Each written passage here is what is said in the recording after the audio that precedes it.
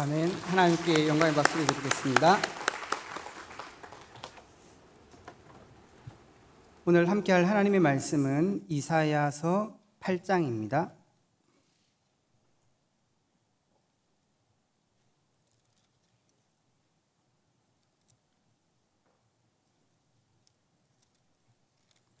(8장) 16절에서부터 22절입니다. 16절에서 22절을 저와 여러분이 교독하시겠습니다. 너는 증거의 말씀을 싸매며 율법을 내 제자들 가운데서 봉함하라. 이제 야곱의 집에 대하여 얼굴을 가리시는 여호와를 나는 기다리며 그를 바라보리라. 보라, 나와 및 여호와께서 내게 주신 자녀들이 이스라엘 중에 징표와 예표가 되었나니 이는 시온산에 계신 만군의 여호와께로 말미암은 것이니라. 어떤 사람이 너희에게 말하기를 주절거리며 속살거리는 신접한 자와 마술사에게 물으라 하거든 백성이 자기 하나님께 구할 것이 아니냐 산자를 위하여 죽은 자에게 구하겠느냐 하라. 마땅히 율법과 증거의 말씀을 따를지니 그들이 말하는 바와 이 말씀이 맞지 아니하면 그들이 정녕 아침빛을 보지 못하고 이 땅으로 헤매며 공고하며 굶주릴 것이라. 그가 굶주릴 때에 격분하여 자기의 왕과 자기의 하나님을 저주할 것이며 위를 쳐다보거나. 같이 봅니다. 땅을 굽어보아도 환난과 흑암과 고통의 흑암뿐이리니 그들이 심한 흑암 가운데서 쫓겨 들어가리라. 아멘. 오늘 이 본문 말씀 가지고 그 땅 24의 비밀, 그 땅 24의 비밀이라는 제목으로 하나님의 말씀의 은혜를 나누기를 원합니다.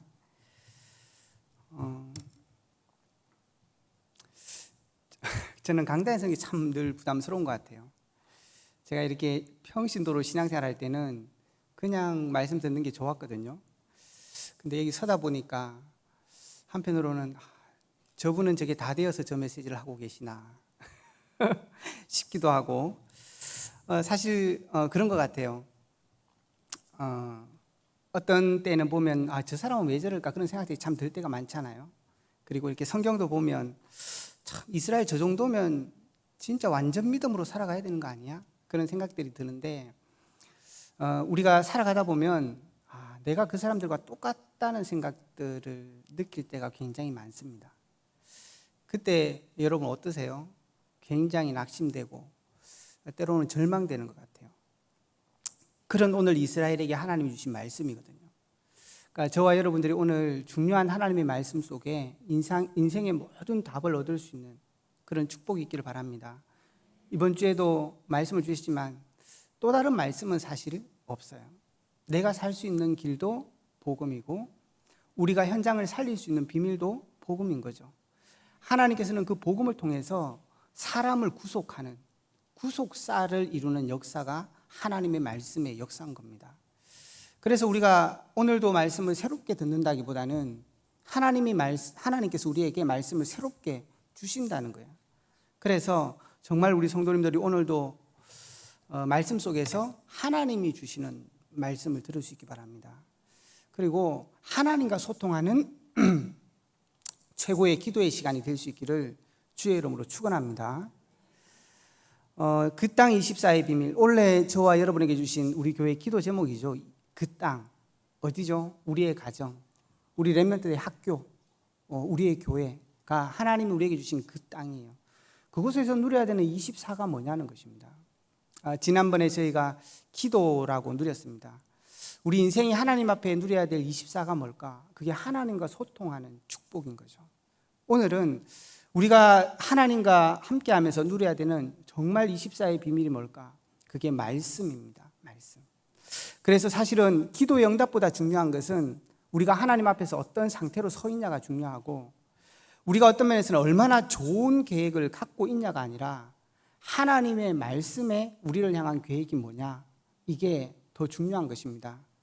우리가 삶을 얼마만큼 열심히 사냐가 아니라 정말 하나님께서 우리에게 주시는 그 삶을 언약 안에서 언약을 이루는 자로, 하나님의 나라를 이루는 자로 살아가는 삶이 중요한 것이죠.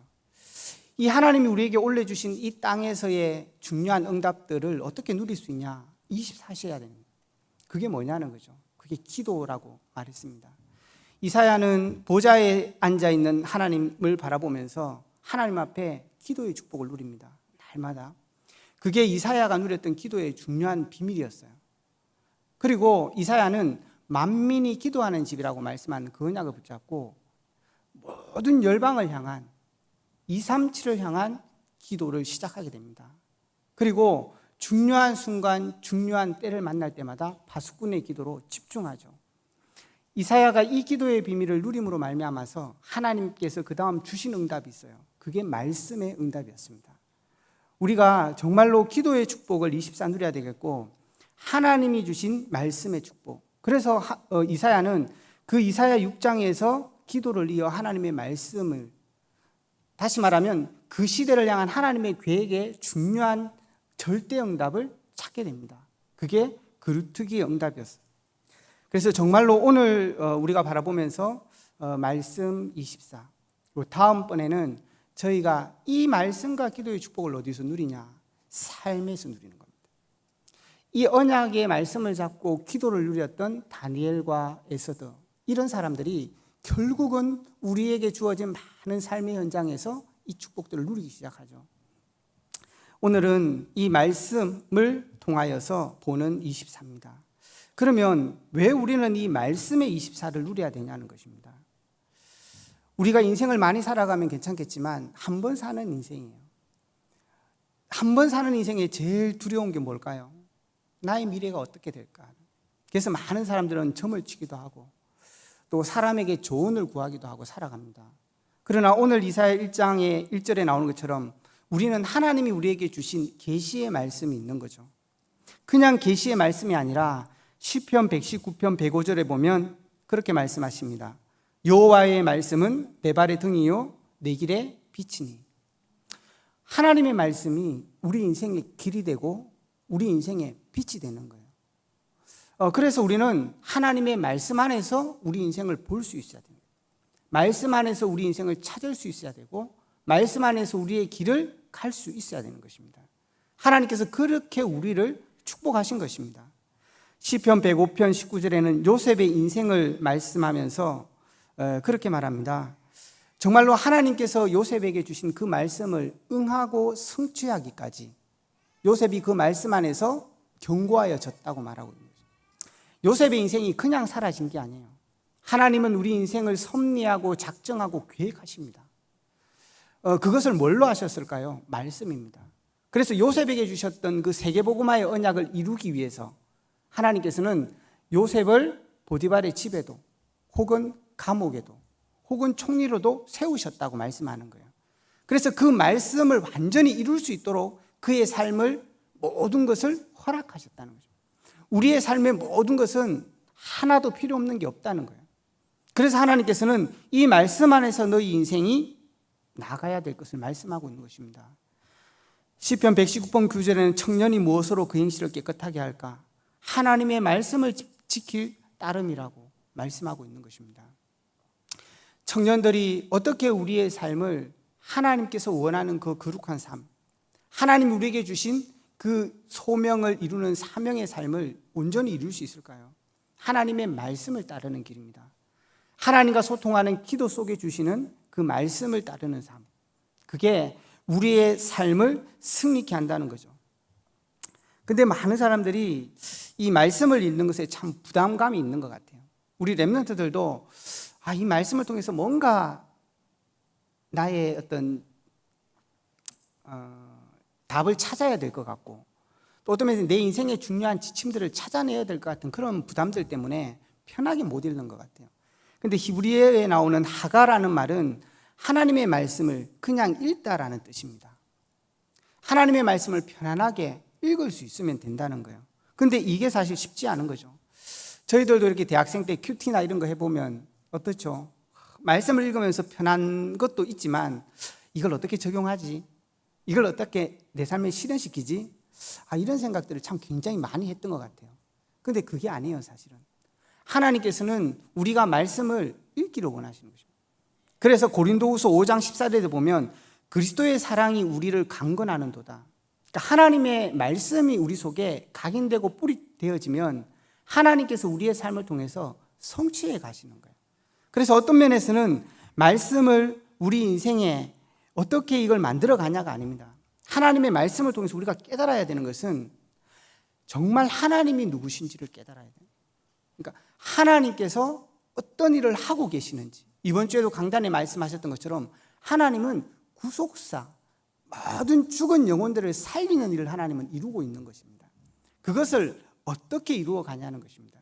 우리는 그런 말씀 안에서 이런 하나님의 축복들을 찾아내고 하나님의 뜻을 발견하고 하나님의 계획들을 찾아가야 되는 거예요. 이걸 놓친 바리새인들은 하나님의 말씀을 가지고 사람들을 판단하고 사람들을 죄인으로 취급했죠. 그러나 하나님의 말씀은 그게 진정한 의미가 아니었습니다. 하나님의 참된 축복을 누릴 인생이 하나님을 떠나 있는 이런 영혼이라고 하나님은 말씀하신 거죠. 그래서 우리가 말씀의 이런 축복들을 놓치면 그렇게 되어질 수밖에 없는 것입니다. 그래서 우리는 성경의 많은 인물들을 보면서도 이 사람의 좋은 리더십을 찾아내고 또 우리도 그렇게 살아야 될 것처럼 생각하지만 사실은 그렇지 않아요.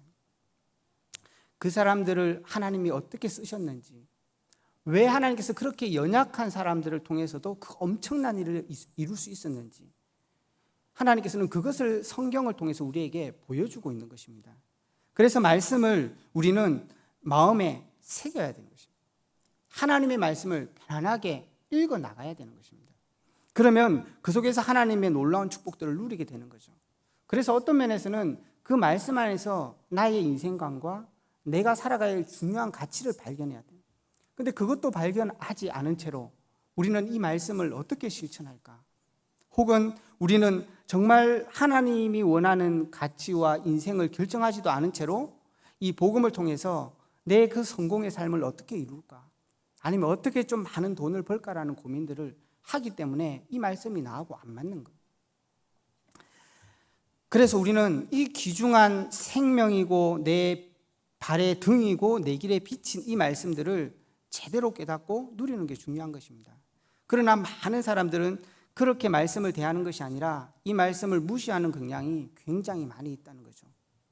그래서 실패하게 되는 것입니다.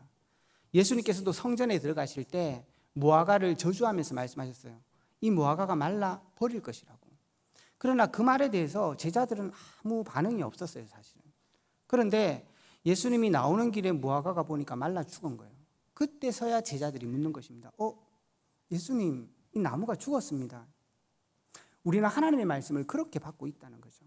하나님의 말씀을 통해서 우리는 오늘도 많은 응답들, 이번 주 강단을 통해서도 우리가 갖고 있는 많은 고민에 해답을 얻기도 하고, 정말 하나님이 참 우리의 생각보다 너무 커서 감당할 수 없을 만큼 하나님의 그 놀라운 사랑들을 발견하기도 하는데, 우리는 그런 것들을 자꾸 놓친다는 것입니다. 오늘 본문에서도 마찬가지입니다. 이 이사야가 이 메시지를 줄 때는 유다가 굉장한 어려움을 당하는 시기였었어요.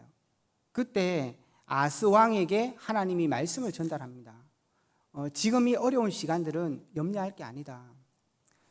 왜 이 상황들이 어려웠냐 하면 이 남유다와 북이스라엘이 나눠져 있을 때 사실은 그때 이제 아수르가 위에서 굉장히 강성해졌어요. 그래서 그 아수르가 제국을 이루기 위해서 아래로 쳐들어 내려오기 시작했지. 그때 북이스라엘과 아람 나라들이 연합해서 그 아수르를 대적하기를 원했던 거죠. 그러면서 이 북이스라엘 연합군들이 이 남유다도 너희들도 같이 우리가 아수르를 대항해서 좀 우리가 우리나라를 지키자고 얘기할 때였었어요. 근데 그때 하나님께서 이사야를 통해서 아하스에게 말씀을 주신 거예요. 너는 그렇게 하지 말라고 말하는 것입니다. 너는 세상의 그 방법을 의지하지 말고 나를 의지해라. 그러니까 내게 주신 이 언약을 붙잡고 네가 서 있으면 승리할 거라고 말씀하시는 거죠. 그러나 아하스가 하나님의 그 말씀을 듣지 않는 거예요. 그래서 어떻게 합니까? 이 두 연합군이 남유다가 같이 합세를 하지 않으니까 그러면 우리가 먼저 너부터 쳐야 되겠다 이렇게 나온 거죠. 그때 이 아하스 왕이 하나님을 의지한 게 아니라 아수르를 의지하는 것입니다. 우리를 도와달라고 요청을 합니다. 그래서 아수르는 안 그래도 그러고 싶었는데 잘 됐다 싶어서 쳐들어와서 이 두 나라를 멸망시키고 유다까지 종으로 삼게 되어지는 거죠. 이게 지금 이 시대에 있었던 배경인 것입니다. 그걸 놓고 사실은 오늘 이 말씀을 주신 거예요. 너는 증거의 말씀을 싸매며 율법을 내 제자들 가운데서 봉함하라. 하나님의 이 말씀을 듣지 않으니까 그것을 봉해서 지키라고 말하는 것입니다. 나중에 이 말씀이 증거가 되어져서 너희가 멸망날에 하나님의 말씀이 맞다는 걸 보게 될 것이라는 거죠. 그러면서 이제는 야곱의 집에 대하여 얼굴을 가리시는 여호와를 나는 기다리며 그를 바라보리라. 보라, 나와 및 여호와께서 내게 주신 자녀들이 이스라엘 중에 징조와 예표가 되리니. 이때 이사야가 두 아들이 있었는데 그 아들을 데리고 아하스 왕에게 갔거든요. 그게 7장 8장에 나와요. 그 아들이 스알야sob이라고 7장 3절에 나옵니다. 이 말은 무슨 뜻이냐면 남은 자가 돌아오게 될 것이다. 그러니까 하나님의 은혜로 말미암아 남은 자가 회복될 것을 말씀한 거예요. 너는 하나님의 이 말씀을 믿고 기다리라는 것이었습니다. 근데 그렇게 하지 않는 거죠. 그래서 두 번째 태어날 이름을 하나님께서 마엘살렐 하스바스라고 지어라고 8장 3절에 나와요. 이 말은 너희가 노략거리가 될 거라고 말하는 것입니다. 너희가 하나님을 떠나 이 언약을 놓쳤기 때문에 결국은 노략거리로 망하게 될 것을 말씀하는 것입니다. 이 이사야의 두 아들이 이스라엘의 징표와 예표가 되어져서 이스라엘은 결국 아수르와 바벨론에게 망하게 되는 결과를 가져올 수밖에 없는 거죠. 많은 사람들은 이렇게 하나님의 말씀을 바르게 잡지 않는 것입니다. 20절에는 그렇게 말합니다. 마땅히 율법과 정거의 말씀을 따를지니 그들이 말하는 바가 이 말씀에 맞지 아니하면 그들이 정녕 아침 빛을 보지 못하고 이 땅으로 헤매며 곤고하여 굶주릴 것이다. 그래서 너희 땅에는 흑암이 가득할 것이라고 말씀하고 있는 것입니다. 하나님의 말씀을 따라 우리가 살아가지 않는 것, 말씀을 통해서 시대를 보고 말씀을 통해서 우리 자신을 보고 말씀을 통해서 모든 길을 볼 수 있는데 그 말씀을 놓치면 이렇게 되어지는 것입니다. 그래서 잠언에서도 너희의 길이 필경은 망하게 될 것이다. 우리의 생각으로는 좋은 길이라 생각할지 모르겠지만 하나님의 말씀에 맞지 않는 이상 이것은 참된 삶이 될 수 없는 것입니다. 우리가 열심히 했지만 그것은 열매 맺을 수 없을 것이고 헛된 삶이 될 거라는 거죠. 그래서 우리는 하나님의 말씀을 따라 인도받아 가야 되는 것입니다. 이렇게 말씀을 많은 사람들이 무시함으로 실패하는 거죠. 불신자는 물론 이겠거니와 사실은 신자조차도 이런 삶을 자꾸 살아간다는 것입니다. 또한 말씀을 듣되 정말로 우리의 본성을 벗어날 수 없는 그런 상태로 말씀을 늘 듣는다는 것입니다. 우리의 본성은 나를 위해서 살아갈 수밖에 없어요. 이건 어떤 면에서 부인할 수 없는 것이고 이게 아니라고 생각한다면 자기 자신을 정확하게 모르는 것입니다. 성경에서는 모든 인생이 그렇게 살아갈 수밖에 없다고 얘기합니다. 제가 뇌과학책을 본 적이 있었는데 그때 우리 뇌 자체도 그렇게 살아간대요. 내 인생이 어떻게 살아남을 수 있을까? 그래서 새로운 지식은 받아들이지 않는다는 게 기본이라는 거예요. 왜냐하면 지금까지 내게 각인된 것은 검증된 사실이기 때문에. 그러나 새로 들어오는 이 지식을 내가 받아들여서 죽을지 살지 모르기 때문에 쉽게 받아들일 수 없다는 거예요. 그래서 모든 사람들은 그런 면에서 우리가 말씀도 받는다는 거예요. 내게 유익한 말씀으로, 나에게 필요한 말씀으로. 그게 틀린 것은 아닙니다. 그러나 하나님의 말씀은 그것만은 아니라는 거예요. 하나님께서는 우리에게 말씀을 주시는 것은 모든 열방을 살리려고 하는 이유 때문에 말씀을 주신다는 것입니다. 그래서 창세기 12장 1절에서 3절에도 보면 아브라함을 향하여 너는 복의 근원이 될지라 너를 저주하는 자에게는 저주를 너를 복주는 자에게는 복을 주리라고 말씀하셔요. 그래서 우리는 그 말씀을 그렇게 생각하죠. 너 나한테 잘해라. 네 나한테 잘못하면 저주받을 거야. 근데 사실은 그 말씀이 아니잖아요. 진짜 하나님이 원하는 것은 나는 만민을 복주기를 원한다는 것입니다. 그래서 너를 통해 복을 줄 건데 다른 사람이 너에게 복이 임할 수 있도록 네가 다른 사람이 잘하라는 거죠. 그게 어떤 면에서는 창세기 12장의 진정한 의미인 것입니다. 그런데 우리는 계속 우리 생각과 나의 것을 위해서 모든 것을 선택하고 만들어간다는 거죠. 그렇기 때문에 실제로 말씀을 들어도 그 말씀으로 사람을 살릴 수 없는 거예요. 많은 사람을 그 말씀으로 죽이고 비판하고 그렇게 한다는 것입니다. 그건 하나님이 원하는 것이 아닙니다. 바리새인들이 그런 말씀의 자세로 받고 있었기 때문에 예수님께서 오셔서 너의 삶이 화 있을진저 그렇게 말한 것입니다. 이사야서 49장 6절과 48장 11절에 보면 그렇게 말씀하고 있습니다. 나는 나를 위하여 이룰 것이며 어찌 내 이름을 욕되게 하려. 하나님께서 우리에게 말씀을 주시는 것은 또한 다른 사람일 뿐 아니라 하나님은 하나님 자신을 위하여 이 말씀을 주시고 친히 성취하신다는 거예요. 하나님의 영광을 위해서 우리를 회복시키는 것이고 하나님의 진정한 나라의 성취를 위해서 우리에게 복을 주셨다는 거예요. 그래서 우리는 빨리 우리의 생각에서 벗어날 필요가 있습니다. 말씀을 듣기 전에.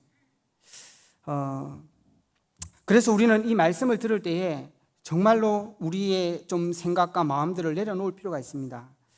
예전에 읽은 책 중에 하나가 뭐냐면 미친 척하고 성경대로 살아보기라는 책이 있었어요. 그 제목이 재밌어서 제가 읽어봤는데 그 제이콥이라는 그 유대인이 쓴 책인데 그 크리스찬은 아니었어요. 근데 유대인 중에도 이 사람은 예수님을 믿는다기보다는 불가지론자 같은, 그러니까 하나님이 있는지 없는지 잘 모르겠어요 이런 사람이었는데 한번 성경대로 살아보겠다는 거죠. 1년간. 그래가지고 수염도 기르고 빵모자도 쓰고 그렇게 막 살아봤어요. 이 사람이 어떻게 됐을까요? 우리가 흔히 아는 기적 같은 예수님을 믿는 사람으로 변했을까요? 그런 사람 많잖아요. 성경 읽다가 은혜 받아서 예수님 믿고, 베너 같은 사람은 예수님 좀 저주하는 글 좀 쓸라 하다가 정말로 예수님을 위한 베너 같은 작품을 남기는, 하나님의 말씀은 굉장히 살아있는 것 같아요. 그런 면에서 그 사람이 1년을 그렇게 살고 결론 낸 게 하나 있습니다.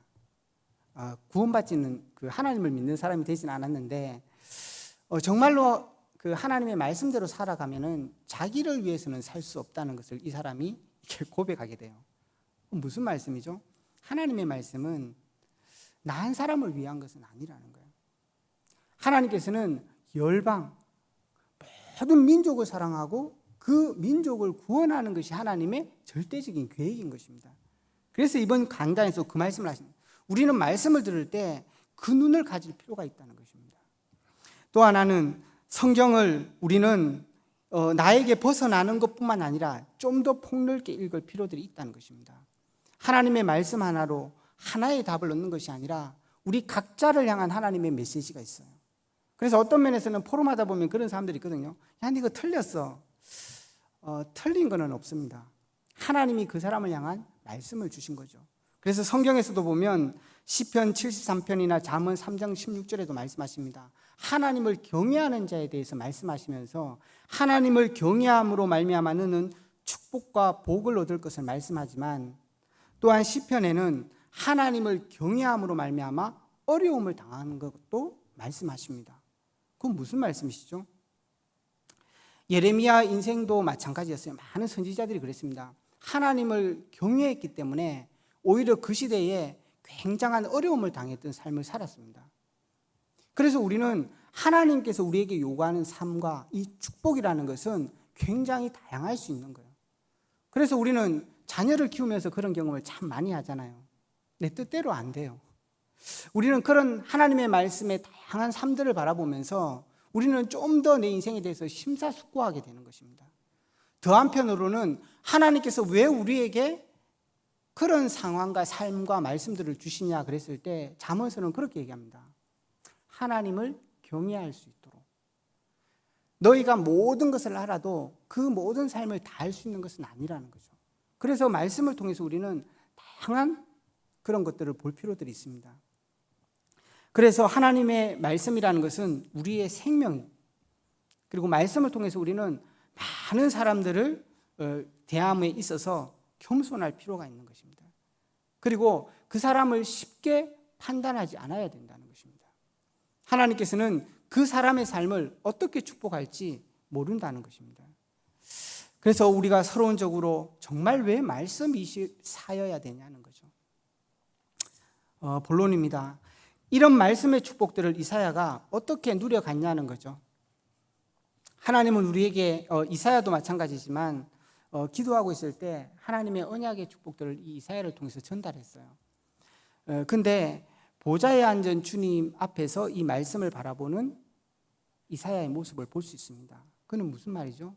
우리가 말씀의 언약을 듣기 전에 우리가 하나님의 절대적인 주권 가운데 서 있어야 된다는 거예요. 우리가 그렇지 않다면 하나님의 정확한 말씀들을 볼 수 없다는 것입니다. 그래서 우리는 말씀을 듣기 전에 우리의 모든 현장과 우리의 상황과 모든 것을 놓고 하나님이 그 현장에 나를 보내시고 나를 그 속에 주셨음을 깨닫고 인정해야 되는 것입니다. 그래야 하나님의 참된 계획이 보여집니다. 그래야지 하나님의 응답도 보여지는 거예요. 거기에서 내가 해야 될 절대 언약도 잡혀지는 것입니다. 이게 말씀을 받는 첫 번째입니다. 정확한 말씀을 받는다는 것은 우리는 많은 계획들을 세워놓고 하나님의 말씀을 받으려고 해요. 그렇기 때문에 참된 말씀들을 받을 수 없는 거죠. 저는 이번 주에 이렇게 강단 말씀 들으면서도 참 이게 진짜 하나님 앞에 온전히 서 있어야 참된 말씀을 깨달을 수 있고 하나님의 나라의 일이 이루어지겠구나, 그런 마음들이 참 들었어요. 여러분도 마찬가지겠지만 기브온 족속을 바라보면서 정말 가나안 땅에 사는 족속은 절대 멸망받을 수밖에 없었잖아요. 근데 거기에 살았던 기브온 족속이 구원을 얻었어요. 하나님 인생의 위기를 당했을 때 하나님을 찾아감으로 말미암아 그 복음의 언약을 통해서 하나님 아니면은 우리가 살 수 없다는 그 하나를 알고 하나님께 나감으로 말미암아 그 백성이 구원을 받았다는 것입니다. 굉장히 놀라운 거죠. 우리는 그런 지혜를 배워야 됩니다. 신자임에도 불구하고 그런 지혜가 없거든요. 하나님께 나아갈 때 하나님이 온전한 계획을 가지고 우리를 인도해 가시는데 우리는 그런 마음과 자세로 나아가지 않는다는 거예요. 위기가 닥쳐도 그렇게 나아가지 않는 거예요. 우리는 모든 것을 내려놓을 필요가 있습니다. 우리 자녀들을 놓고 우리 미래의 계획들을 놓고 정말 내려놓고 하나님 앞에 온전히 맡기고 그게 완전 헌신의 자세로 나아가야 됩니다. 그래야 올바른 말씀들을 받을 수 있다는 거죠. 그래서 이 기브온 족속들이 구원을 받잖아요. 그리고 나서 이스라엘 백성들이 보고 원망하기 시작합니다. 이렇게 한 3일쯤 가고 나니까 그 백성의 땅에 도달했잖아요. 그래 다 쳐 죽이고 자기 땅으로 만들면 되는데 못해. 왜? 약속을 맺었으니까. 그때 제사장들이 그렇게 얘기해요. 하나님과 맺은 약속이기 때문에 우리는 하나님의 이름을 걸고 있기 때문에 그렇게 살면 안 된다. 그렇게 얘기하는 거예요. 그래서 원망을 거치고 온 백성이 다시 그 백성을 살려내잖아요. 참 그것도 놀랍다 싶어요. 우리의 생각을 바꾸기가 쉽지 않잖아요. 우리의 생각을 내려놓고 그래 하나님의 말씀이니까 따라가야지. 그게 쉽지 않아요. 근데 이스라엘 백성은 그렇게 살더라는 거예요. 근데 더 놀라운 것은 여호수아의 말이에요. 너희들이 우리를 속였기 때문에 저주를 받을 거야. 그렇게 얘기했습니다. 그래서 너희들은 저주로 이제는 평생 종이 되고 어떻게 해줘? 그 제사장들이 쓰게 되는 장작을 패는 일을 넌 평생 하게 될 거다. 그렇게 얘기합니다. 어떤 면에서 그거는 저주와도 같은 말이죠. 근데 여러분 그게 저주일까요? 그게 저는 굉장한 축복이라고 보여졌어요. 평생을 하나님 앞에서 헌신할 수 있는 자로 살아가고 하나님의 예배 자리에 헌신할 수 있는 자로 살아갈 수 있는 백성이 기브온 백성이었습니다. 그래서 저주였지만 그게 완전한 축복이었었어요. 근데 보세요. 사실은 여호수아가 실수한 거였잖아요. 하나님께 물어야 될 일을 묻지 않아서 생긴 일이었거든요. 그래서 어떤 면은 원망할 수도 있는 거예요. 그럼에도 불구하고 그 모든 일을 통해서 그 모든 백성이 살아나는 축복이 나타난 거예요. 제가 그걸 보면서 이게 복음이구나. 그래서 목사님이 오직 복음밖에 살 길이 없고 살릴 길이 없다는 거구나. 우리는 일어나는 현장의 많은 일들을 보면서 이스라엘 백성처럼 원망하거나 갈등하거나 이렇게 해야 되는데 잘못됐다라고. 사실 이스라엘 백성한테 일어났던 그 모든 일이 그래서 생긴 일이었거든요. 그럼에도 불구하고 복음 하나 때문에 죽을 기브온 백성이 살아나고 모든 이스라엘 백성이 살아나게 되는 거예요. 그리고 나서 놀라운 것은 하나님이 그 여호수아에 대해서 책망하지 않습니다. 심지어는 그 백성 기브온이 어려움을 당하니까 빨리 가서 도와주라고 하나님이 그렇게 얘기하셔요. 저는 그걸 보면서 묵상하는데 그 생각이 들더라고요. 어떤 면에서는 하나님께서 이걸 원하셨다는 생각이 드는 거예요. 하나님이 원하셨다. 어떤 면에서 여호수아가 물어봤으면 죽여야지. 그럴 수밖에 없는 상황이지 않았을까요? 가나안 땅 다 죽여야 되니까. 근데 여호수아가 안 물어봤어, 다행히. 그래서 다 살아난 거야. 하나님께서는 정말 모든 죽어야 되는 백성조차도 그 언약 안에 들어와서 살기를 원하는, 이게 교회가 가져야 되는 축복인 것입니다. 정말 우리 교회가 이 오직 복음 앞에 서지 않으면은 우리의 모든 상황 속에 하나님의 절대적인 계획과 하나님의 언약을 붙들지 않으면은 참된 말씀을 받을 수 없을 뿐더러 참된 살리는 응답을 누릴 수 없다는 것입니다. 그래서 이사야도 여기에서 하나님의 주권 앞에 선 거예요. 그랬더니 어떻게 됩니까? 두 번째는 그때 하나님께서 여호와에게 주신 이스라엘에게 주신 말씀이 들려지기 시작합니다. 그게 여러분들이 잘 아는 것처럼 첫 번째가 이사야 1장입니다. 이스라엘의 심판. 왜 너희가 심판을 받을 수밖에 없냐는 것입니다. 1장 3절에 소는 그 임자를 알고 나귀는 그 주인을 알건만은 그 주인의 구유를 알건만은 이스라엘은 알지 못하고 나의 백성은 깨닫지 못하는도다. 왜 이 이스라엘 백성의 어려움이 왔냐는 것입니다. 하나님과 함께해야 될 인생이 하나님을 떠나버렸다는 거예요. 구유를 주는 그 주인을 아는데 망하지라도 너희들은 너를 창조하고 너에게 언약을 주고 너의 인생에 복을 주시는 네 하나님을 떠나서 지금 살아가고 있는 것입니다. 그게 모든 인생의 실패의 이유인 것입니다. 이스라엘 백성들도 하나님께서 이 언약 때문에 하나님의 나라를 이루려고 이스라엘 백성을 불렀는데 그것을 망각하고 살아갔다는 거죠. 그래서 하나님께서는 중요한 답을 주십니다. 여호와께서 우리를 위하여 생존자를 조금 남겨두지 아니하셨다면 우리가 소돔 같고 고모라 같았으리라. 그래서 저와 여러분들이 그 속에서 은혜로 살아남은 자들이라는 거예요. 근데 이 이사야서는 구약 성경 중에서 복음서라고 할 만큼 굉장한 복음이 많이 들어있는 메시지입니다. 그래서 이사야 1장에서 39장까지는 심판을, 그 다음에 40장부터는 66장까지 회복을 말합니다. 구약과 신약이 39장과 27장으로 되어 있잖아요. 그거와 똑같은 구조로 되어 있어요. 그래서 이 이사야서가 1장에서 12장까지는 이스라엘의 멸망과 회복에 대해서 얘기하지만 13장부터 다시 35장까지는 열방에 대한 심판을 얘기하고 있습니다. 다시 말하면 이스라엘 백성들이 아수르를 두려워했어요. 근데 아수르도 두려워하지 마라. 거기도 심판받을 거다. 바벨론도 두려워하지 마라. 아람 두려워하지 마라. 무슨 말이죠? 그 사람들이 잘나서 그 사람들을 통해서 이스라엘을 심판하는 것이 아니라는 것입니다. 결국은 그 열방의 백성들도 하나님을 떠난 그 죄 때문에 결국은 어려움을 당하게 될 거라는 거예요. 그것이 이사야를 향한 첫 번째 메시지였습니다. 하나님께서 이스라엘에게 주셨던.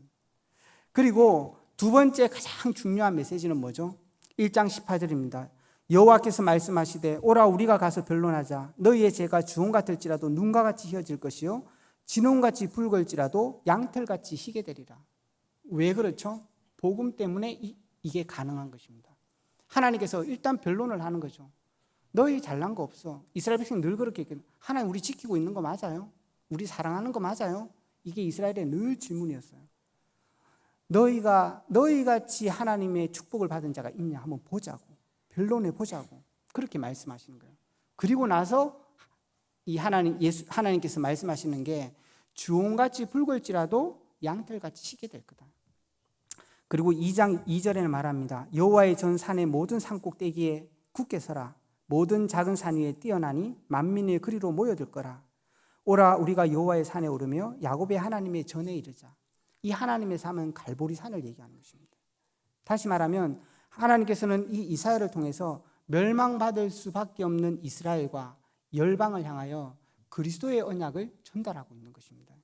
그래서 오늘 말씀하시는 이 이사야 8장 마지막 절을 넘어서면서 9장 1절에도 어둠이 가득한 이 땅에 참 빛이 나타나는데 그분으로 말미암아 모든 즐거움이 회복될 거다.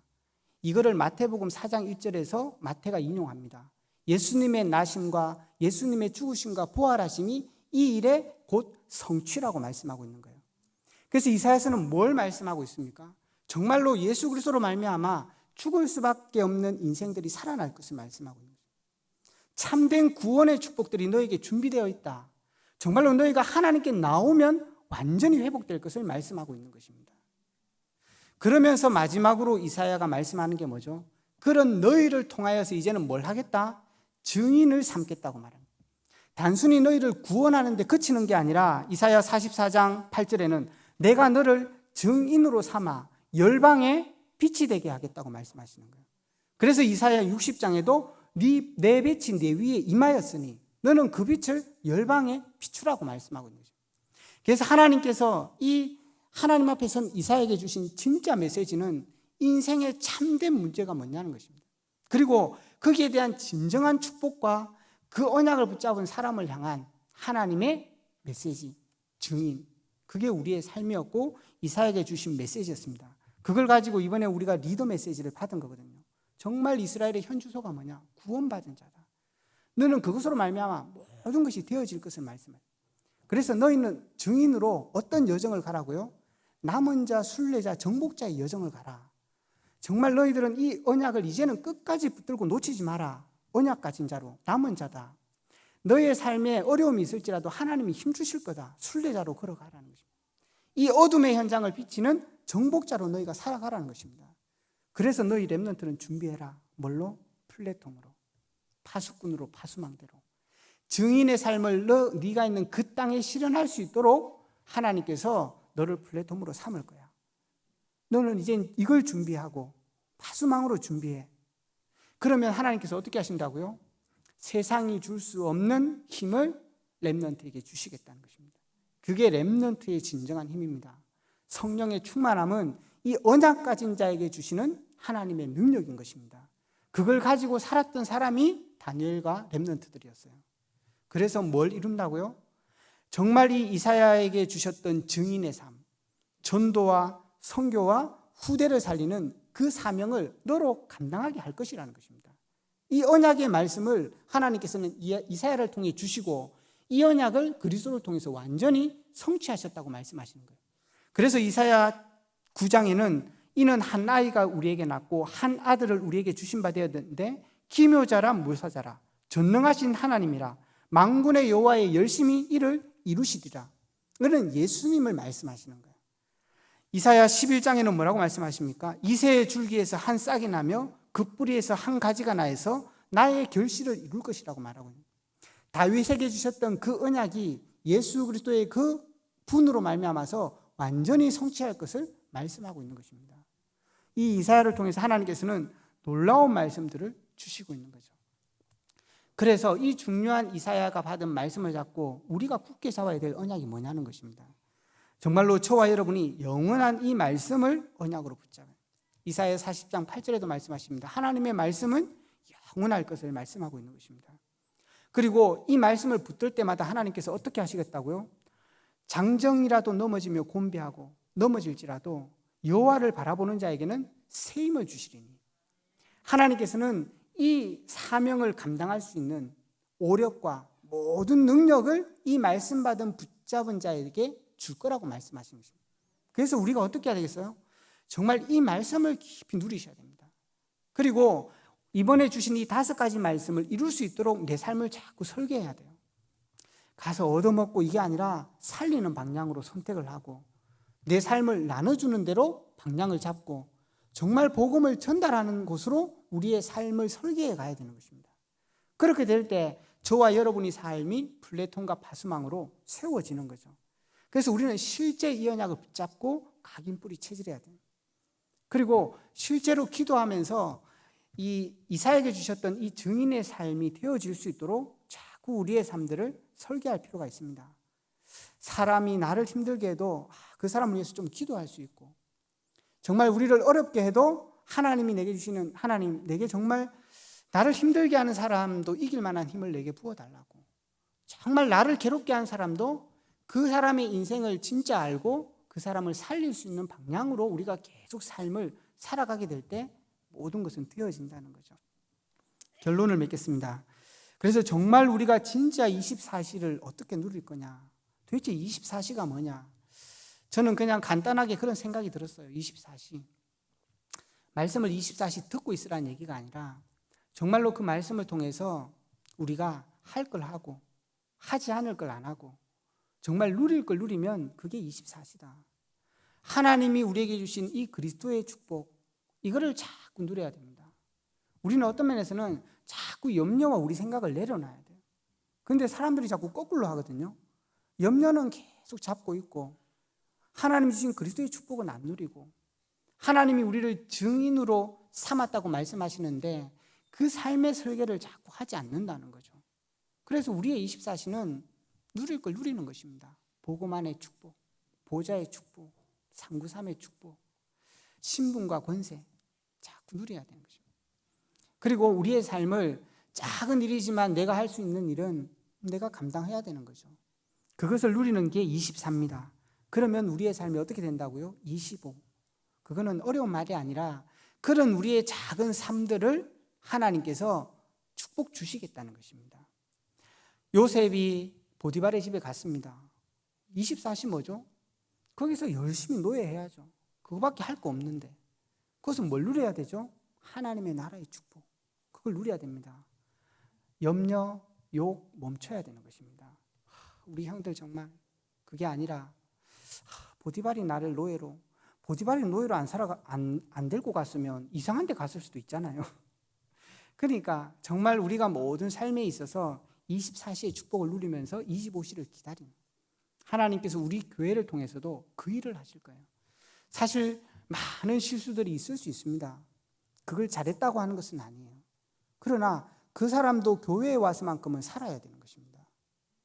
정말 교회에서 잘못했다. 그럼 그 사람들이 다른 데 갈 데 없는 거 아닙니까? 그래서 정말 우리가 이 교회의 축복을 누려야 되는 거죠. 그러면 하나님께서는 우리의 이 삶을 통해서 영원한 작품을 남기는 거예요. 요셉의 그 보디발의 집에 살아가는 그 삶이 작품이잖아요. 자기가 할 걸 하고 누리고 버릴 걸 버렸기 때문에 그 요셉의 보디발 집에서 작품으로 남은 거예요. 거기서 보디발하고 싸우고 거기서 원망하고 그랬다면 요셉의 인생이 그렇게 작품으로 남았을까요? 그렇지 않았을 것 같아요. 정말로 우리 모든 성도님들이 이제는 말씀 24시의 축복을 누릴 수 있는 은혜가 있기를 주의 이름으로 축원합니다. 그래서 하나님이 주시는 이 중요한 언약의 말씀을 붙잡고 이번 한 주간도 승리하는 축복이 있기를 주의 이름으로 축원합니다.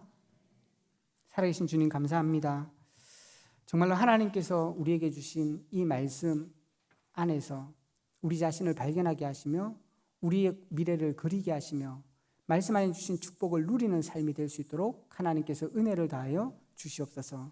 그래서 우리 모든 성도들이 가는 그 삶의 현장에 구속의 역사가 회복되게 하시고 오직 복음의 역사가 나타날 수 있도록 축복하여 주시옵소서.